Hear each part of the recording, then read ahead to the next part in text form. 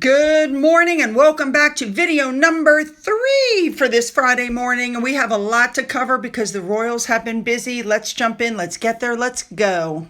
Believe it or not, this is a sweet story. We're going to start off with Princess Beatrice. She went to an art exhibit that was being held by a 9-year-old girl who's living with leukemia.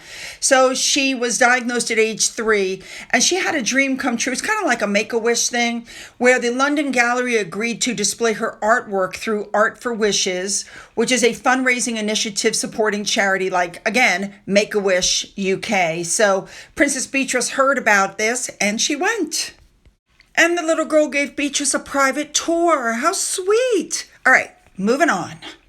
Next up, the British banknotes with King Charles on them have finally entered circulation in the United Kingdom. That happened on Wednesday. Now, of course, you still have legal tender with, the Queen on it.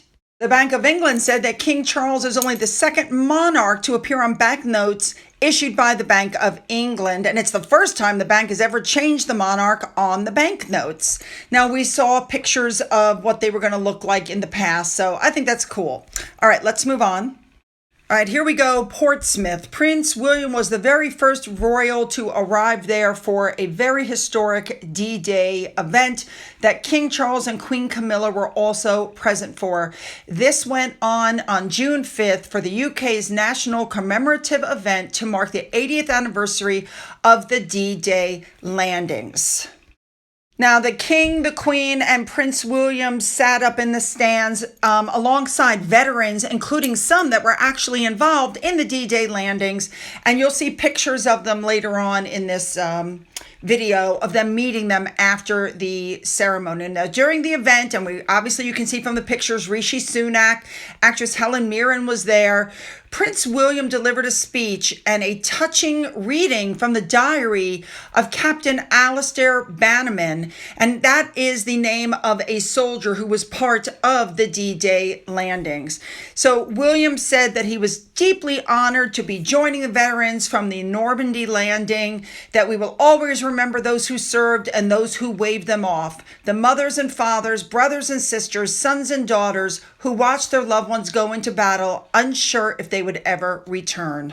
William said, "Today we remember the bravery of those who crossed this sea to liberate Europe, those who ensured that Operation Overlord was a success, and those who waited for their safe return."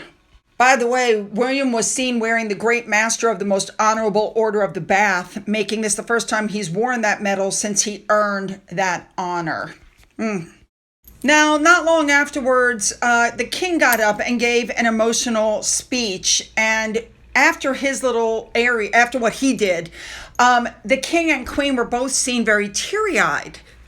Eric Bateman apparently gave a very poignant story about how he lost his best friend in the war and how he's never stopped thinking about those who did not come home.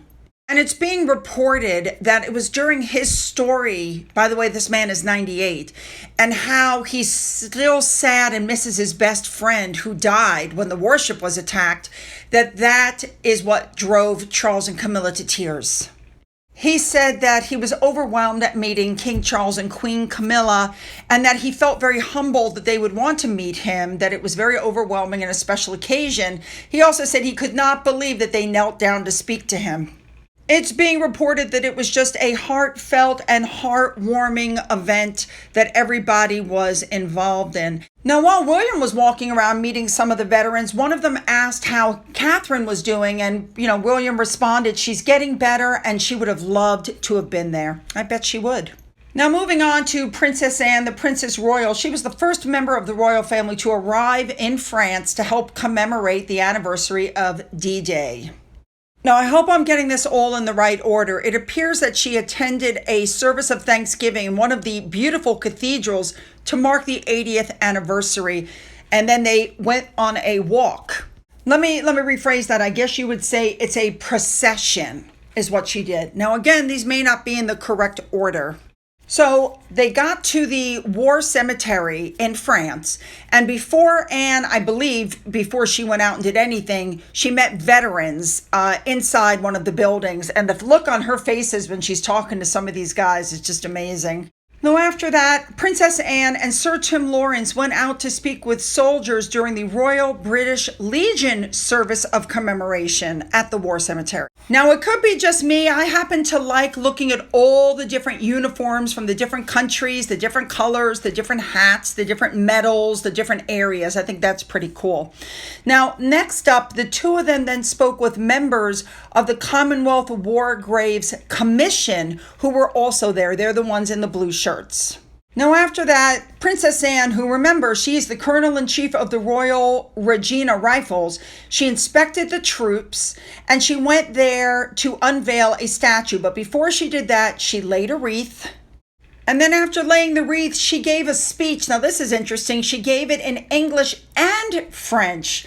Woo! Now, she has been the royal patron, or she has been the colonel-in-chief, I should say, of the regiment since 1982. And here is what Anne said. How fitting it is on this 80th anniversary of the landing and the commencement for the Battle of Normandy that this statue has been unveiled in honor of the Regina Rifles, who sacrificed so much for the cause of liberty and freedom. To the current serving members of the regiment, I congratulate you on a magnificent parade and for your continued service to the regiment. May your time here in France inspire you and renew your commitment to the regiment and the amazing history created by those who have gone before and who will honor today through this statue. And what an absolutely gorgeous statue it is. Isn't that just lovely? Now, Normandy veterans and representatives from France are going to be standing alongside Anne at a Royal British Legion service of commemoration, to be held at the cemetery. That was taking place in the evening. It is tradition every year before the procession moves back to the cemetery for a vigil. Let me also point out really quickly that this is one of those situations where Anne is not in military attire. I happen to like her in this blue outfit. I think she looks stylish and effective without being overly military, if that makes any sense. I love the way she's dressed.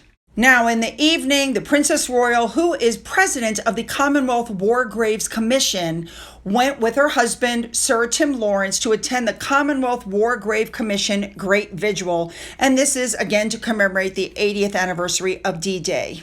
Now, there's going to be a procession. 3 torches of commemoration will be held aloft, representing France, Germany, and the Commonwealth, each handing over responsibility for the memories and lessons from the war to the next generation. Once they're in the cemetery, the Princess Royal gave an address to remember the eve of D-Day, and then she laid a posy at the grave of the unknown soldier. I have to tell you that I personally think that it's super important, really, really important to keep these memories alive, because you know what happens when you don't remember things in the past? You're doomed to repeat them.